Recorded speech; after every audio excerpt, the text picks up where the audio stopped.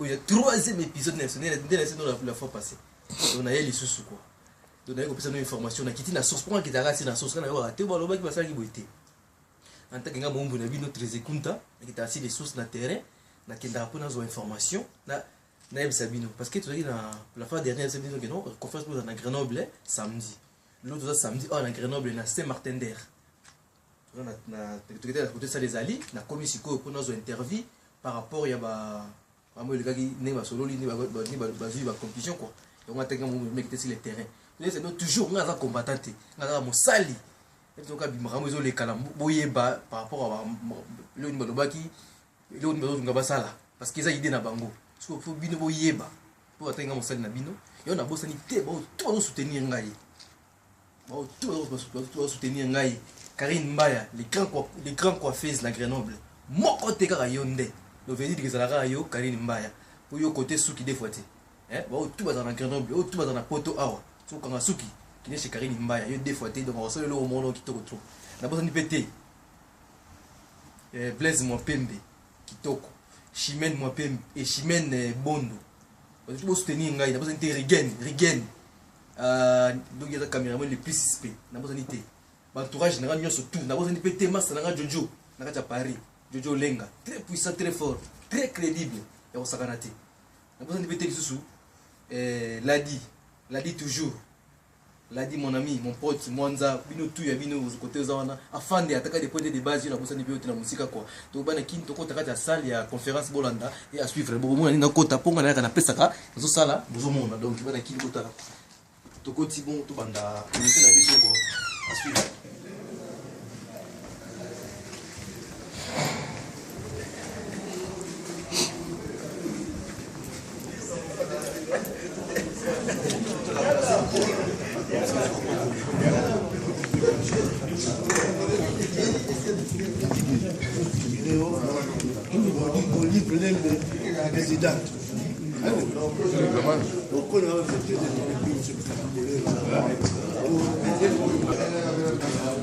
Bobana quelqu'un de l'Ibanda tout à l'heure la conférence awa on a Guilhem Moulele et de ces bino poser ma question par rapport à la conférence awa. Bonjour monsieur Guilhem. Bonjour Ndeko. Tout coup on a quand il y a salaire réunion on peut poser ma question par rapport à réunion par rapport à ça. Une conférence par rapport à la sensibilisation et à peuple congolais pour toyeba kozala liboke moko tozala na idée moko ya conduite pour to marcher bien pour to bengana munguna na mboka na biso mabele ya bakoko ya mo sanganaki awa. Bon marcher bien par rapport à quoi parce qu'il faut expliquer bon ça c'est qu'on va bon marcher bien par rapport à quoi. Bon marché par rapport à l'idéologie autorisée ensemble, il y a des combattants, il y a des résistants, il y a des libannais. Ça veut dire l'idée est que pour les Sengela, tout ça c'est l'idée pour nous savons que sur la longuité. Donc tous ensemble, tous ensemble, na idée moko yangona baitoza nango eza bidem tokolo bango na ba vidéo te mais eza idée zebele pour ba CG zebele pour nguna alongwa pe système ko eza na mboka na biso o evandi kati na mboka na biso elongwa enfin to avancer na bota ya ba congolais nyonso bazana na kimia yango to ko ba solution nyonso eza possible pour nguna ati. Merci, ça fait Naziba Nakini Bolandi, Guinée Moulele, Bogini à lobby. Comment de la faire dans les années par rapport à Maman? RMC, on se va y Sangana, pour un souci à Congo. On peut y être, qui tente, Mbarasima, parce que Rosala, Baya, parce que Congo est un moutoute, et c'est absolument ça. Tout Sangana, tout ça, du Bogomoko, tout Kutanaka, tout Yabani, tout les Chine, tout ça, pour Congo. Idée nous ko baksa, tout ça, ndako, on a idée moka malon pour Sala, pour Congo, ce qu'on yende, tout le idée on a, en fait, tout ça en place pour nous accueillir toujours Kosunga, Congo Nabiso. En tout cas, merci. C'est là-bas, c'est là-bas. Bon. Bonjour, bonjour, bonne équipe de qui tourne à la conférence. Ah, nous avons des questions par rapport à Moutou Leka. On va essayer de développer. Ah, il y a toutes nos questions. Parce que c'est le bon, nous allons aller à l'écran, on appelle ça la formation. Nous allons aller à la comme d'habitude. On a tout par rapport à quoi nous conférence il y a des Nini. Il y a un temps où on a vu ici le terrain. Bonjour. Bonjour papa. Bonjour. Bonjour, très bien. Bana Kinde, ça a ouara ko présenter bangote, pour bon va se présenter d'abord. Va se présenter bongo, pour ça bon baza ba nani. Basa qui réunion par rapport à quoi dans le Bela Kini. Bonjour monsieur. Bonjour, merci pour la question. Ngai comment ngai Zoro Bilel, bandeko balanda biso na mama komba ba ebi nani nazali bon pe ba ebi ngai te boye ba ngai Zoro Bilel. Naza secrétaire général il y a MPC Mystique il y a peuple congolais. Donc tu as qui na réunion pour tout beta masolo ya mboka. Mais yo moko zaki journaliste sur la lire en haut, réunion zaki à huis clos, caméra à la quitter, vidéo à la quitter pour masolo tozo beta. Ils ont tellement capital que il faut pas tout bimisa banyo. Merci. En tout cas, Banaki Boyoki, comme on a les oreilles bilélé, donc il ne te pas, messieurs, toute une question sur comment on a se présenté Yemoko. Bonjour, messieurs. Bonjour, messieurs les journalistes. Je me présente, c'est Jean-Claude Dunga. Je suis le président de ACRDD, Association des combattants de Grenoble, qui a accueilli la conférence aujourd'hui dans sa vie. Et tout s'est bien passé. Je remercie et félicite mon hôte de Paris qui a pris parole. On était connectés, son discours et mon discours s'est coïncidé. On était connectés en esprit. On a parlé du même sujet, des mêmes types de réflexions. Et si c'est comme ça dans les jours futurs, je pense que nous avancerons très bien. C'est de l'espoir. Ingeta. Merci beaucoup, merci Bolandi. Bon, parce que tu as les Canazo, une question. Moi, je suis sûr que tu vas à la conférence. La conférence, c'est parce que c'est la conférence. Il faut éclaircir la conférence, c'est le par rapport à toi, pour expliquer effectivement, il y a une question. Il y a masolo to beta gaza na masolo ya kati o to go bimsa na mo batuke. Mais to beti masolo ya Congo ya combat avant biso tango biso tozali na ndenge toza ko projecter na mikoleko ya entre autres makambo 2016 soki to koleka kuna na élection kuno. Mais mokili mombebi position ba combattants nous sommes opposés à une quelconque élection na Kabila ou les régimes d'occupation. Donc, travail dans ce plutôt dans le sens il y a qu'on réveille conscience collective congolaise pour aboutir ennemis hors du territoire congolais. Et puis, il y a ça m'a belé dans ma boca à la moka. Merci. Merci Boyoki, monsieur Zero no lobby, après c'est Zero Bilé, les après c'est association par rapport à Yanini quoi. Faut tolérer le président. Autre question mon par rapport à la conférence Boyo. Expliquez-nous Banakin. C'est dit à quoi? Parce que nous avons mis personne expliquer, mieux de mis personne expliquer Banakin pour comprendre. Banakin, il faut comprendre que tout ça la mboka, tout ça la bonne mboka. On veut bien que le pays soit vraiment libéré de l'occupation. Les outils et le travail que nous avons fait, il a été très minutieux. On ne peut pas dévoiler beaucoup de points. On dit tout simplement merci à vous qui nous suivez. Sachez qu'on est au bout. On travaille pour la nation congolaise. Le Congo de Chimpavita, le Congo de Lumumba, le Congo de Kabila Laurent. Beaucoup d'héros sont morts pour ce Congo. On n'a même pas fait d'aide. Et il y en a même qu'on ne connaît pas là où se trouve leur tombeau jusqu'aujourd'hui. Nous demandons aux Congolais de pouvoir réclamer avec force la dépouille mortelle et les tombeaux de M. Lumumba dont on a parlé jusqu'aujourd'hui. Nous demandons aux Congolais de pouvoir nous aider dans ces combats pour vraiment libérer ces combats. Merci.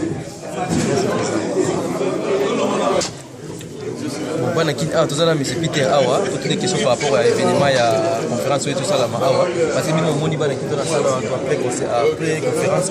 Donc, il y a autre les capots, l'andabiso, on est autour de M. Peter. M. Peter, c'est la conférence, c'est la par rapport à quoi? Vous avez dit à quoi pour comprendre? Merci beaucoup pour la parole.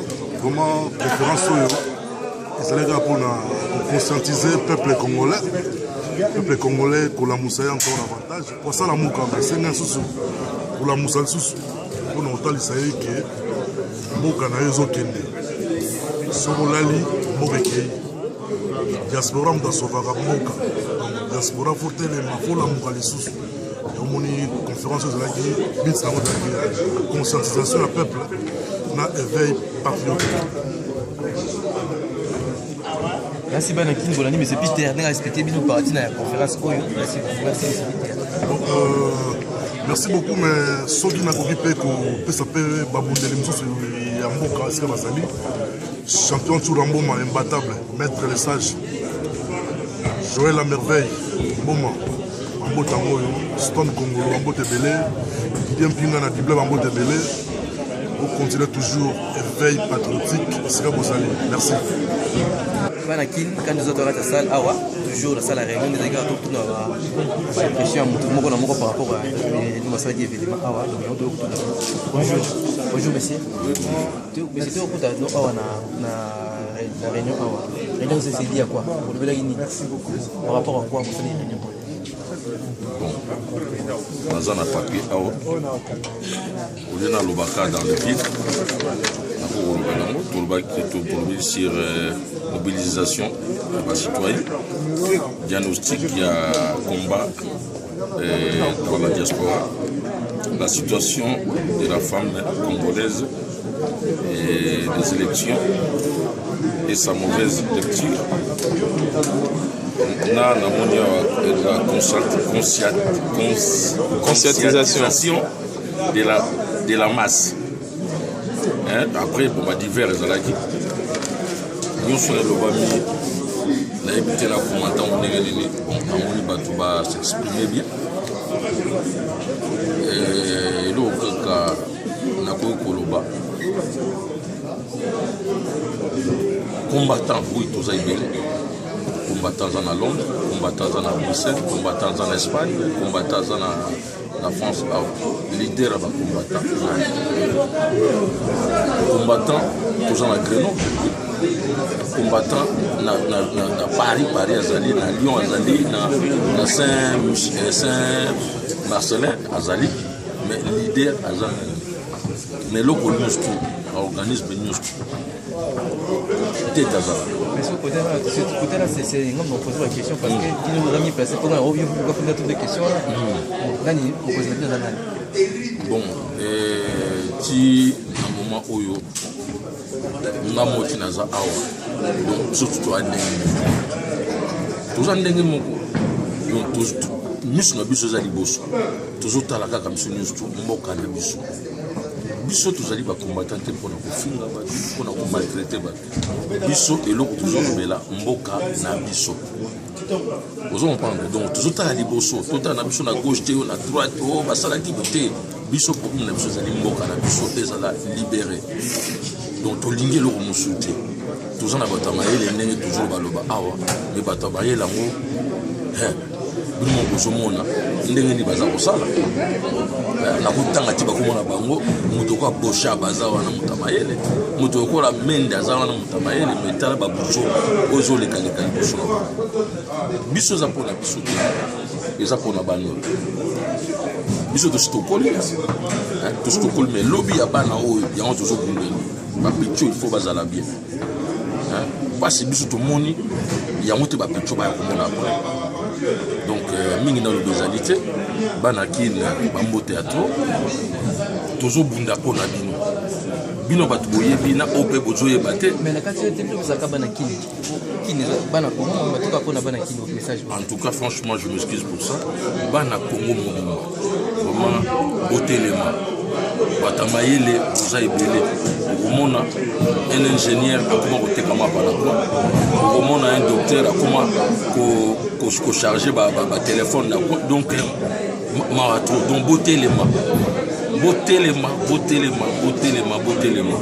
Congo za biso. Merci Messi. Okay. Salut et bienvenue sur cleboa.com. Balobi site Oyo toza ko pesa bino ba information na source donc vous informer sur notre souci majeur tozo tambola toujours pour notre pesa bino information. Alors voilà l'émission sous na couloir des stars et pas il y a une site en bend donc restez branchés sur Cleboa parce que les lots pensa toujours pesa bino information mo pesa tobenga ngo exclusivité toza na Grenoble nous sommes avec des combattants, Bayaki na Grenoble, entre autres Tozana Babé Massombo. Ça on y Babé. Bonsoir. Ça va, en bonne forme. Tout le monde à Grenoble, voyage les Kagindengeni. Voyage les Kimalamu, tout Yaki pour féliciter d'abord les combattants, résistants à Grenoble.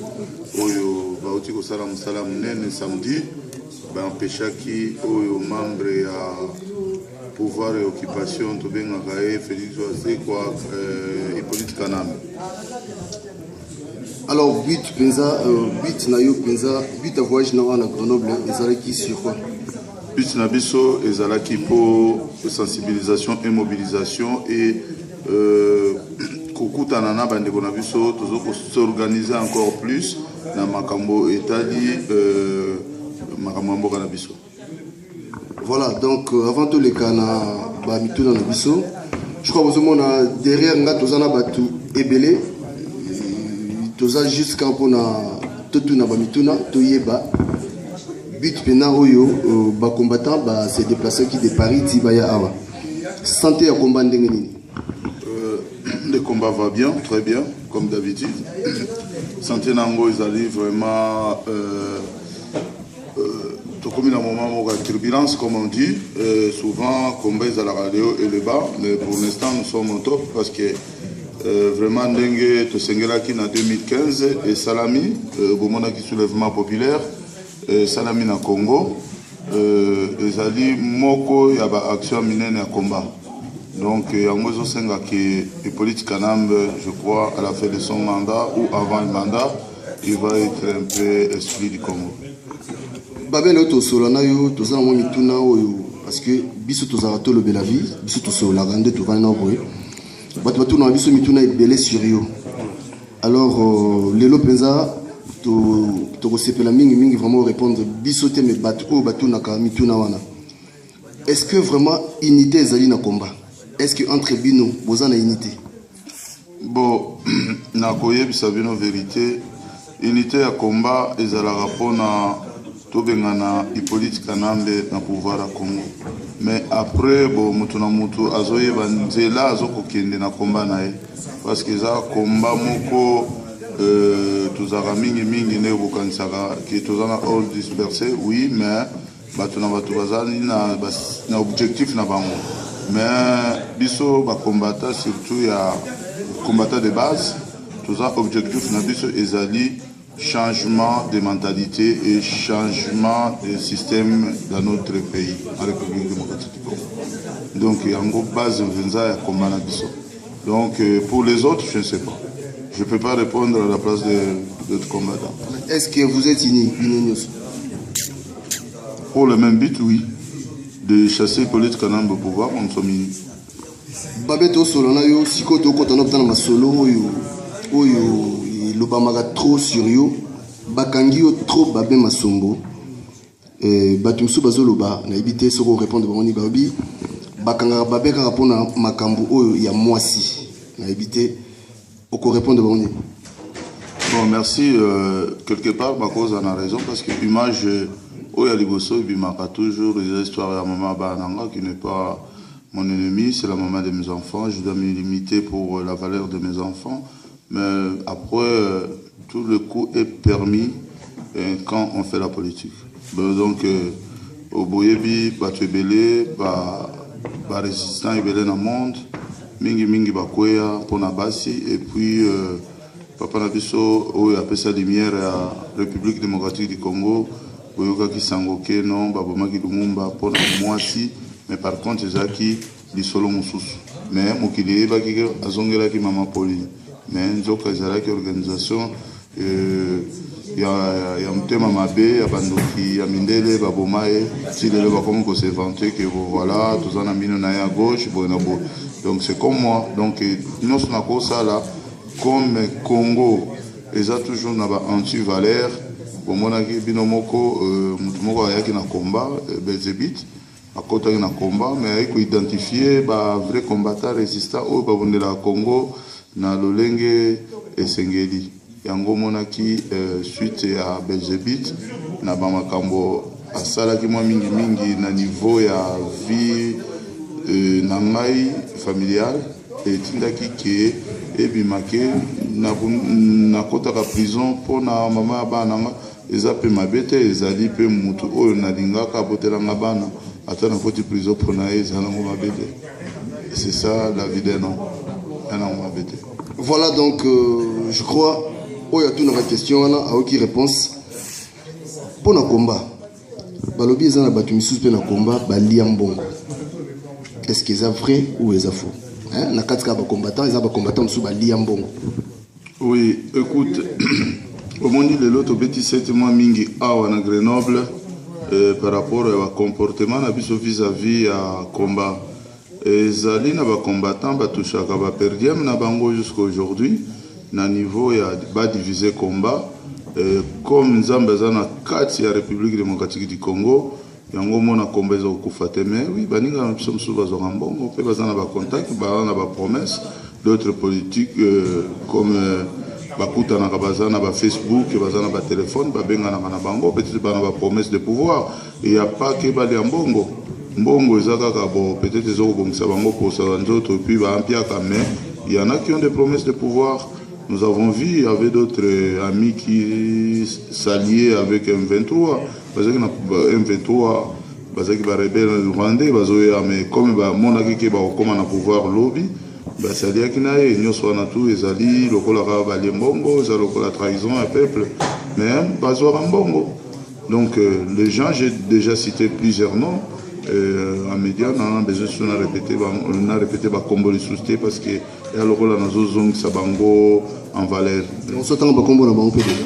Natanga bango Bakombo, natanga bango Bakombo na ba médias bandekono mususu, mais na cause c'est sous Bakombo na bango c'est comme si je suis en train de le mettre en valeur, ba profiter, ba bien tanga Kombo après à seulement vidéo polémique et que ça la moi bien dans la communauté, je commence à inviter un peu babilo comme sous tic-tac na batu mais bango moko bavanda kapenza ba epike non nous avons commis des erreurs donc ils ont bien été pour na bitumba to de la peuple na batu bazo kufa. Parlons de Lumbe Mouete. Est-ce que kobeta batu na combat, c'est-à-dire mobulu bitumba na combat, il y a des solutions to nini?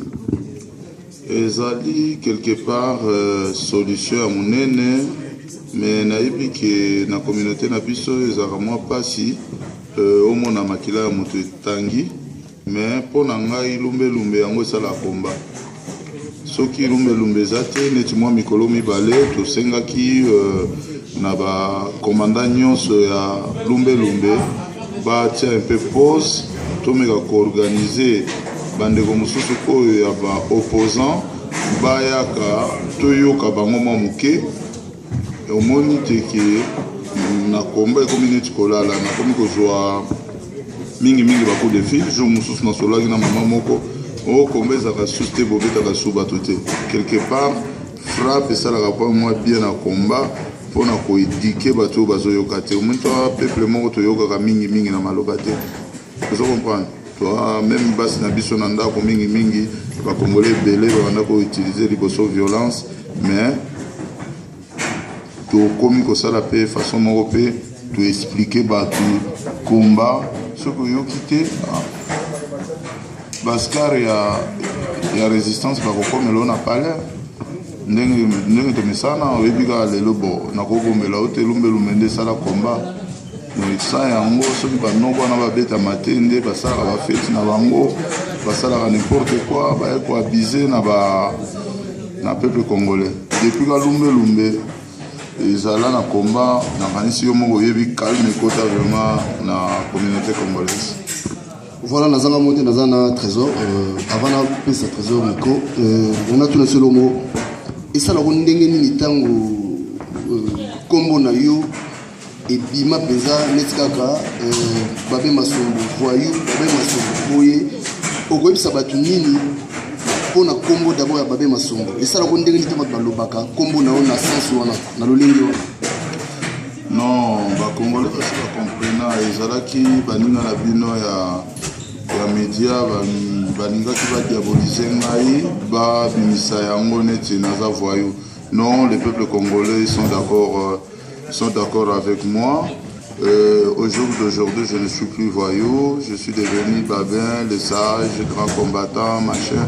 Donc Babin, donc j'ai tous les noms de bon côté, mais quelques-uns, au Epika Namukili Balobara, toujours, personne n'est prophète chez lui.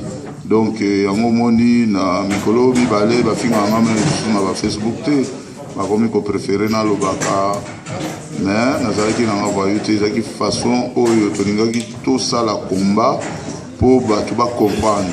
Après tango ba comprendre baye ko comprendre que bazaki na bango bavoyo te bazaki bato bazo ko lutter pour na intérêt na bango do balongola ngai na page wana kivoyo balobaka suma ngwana te.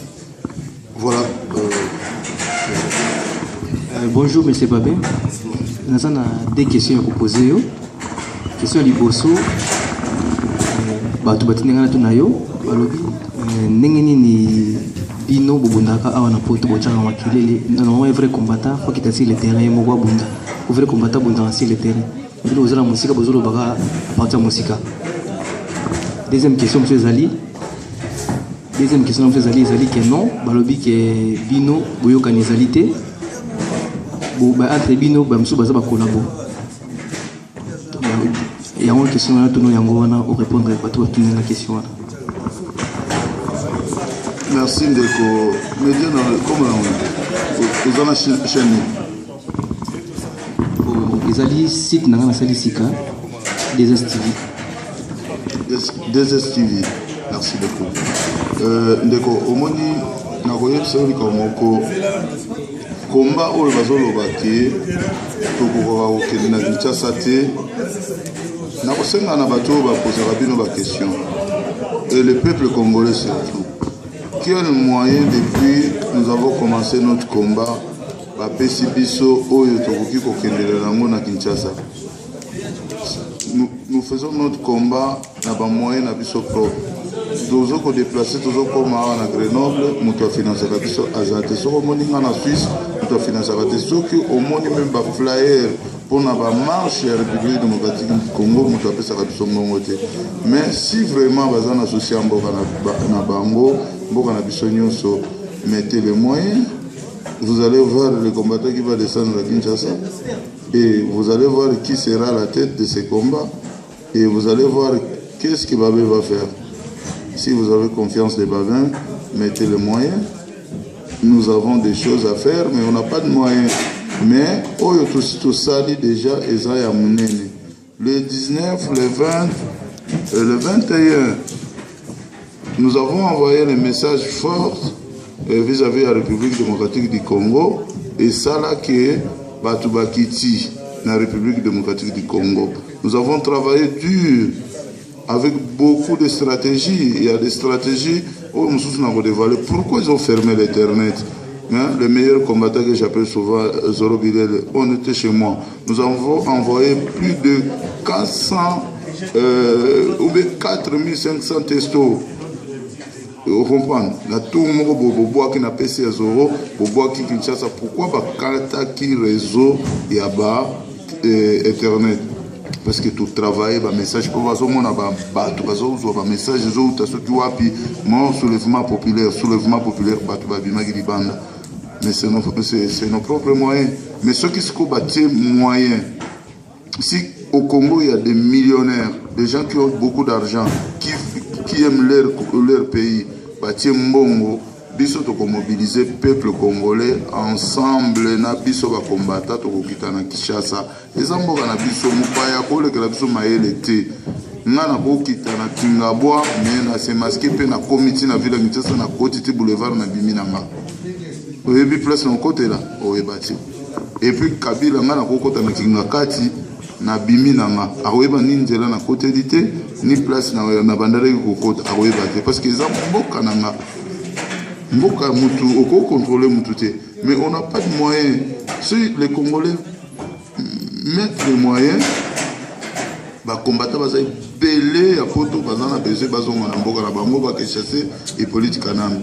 Mais on n'a pas de moyens. Le seul moyen qu'on a, c'est la communication, mobilisation, parce que toi on a poto.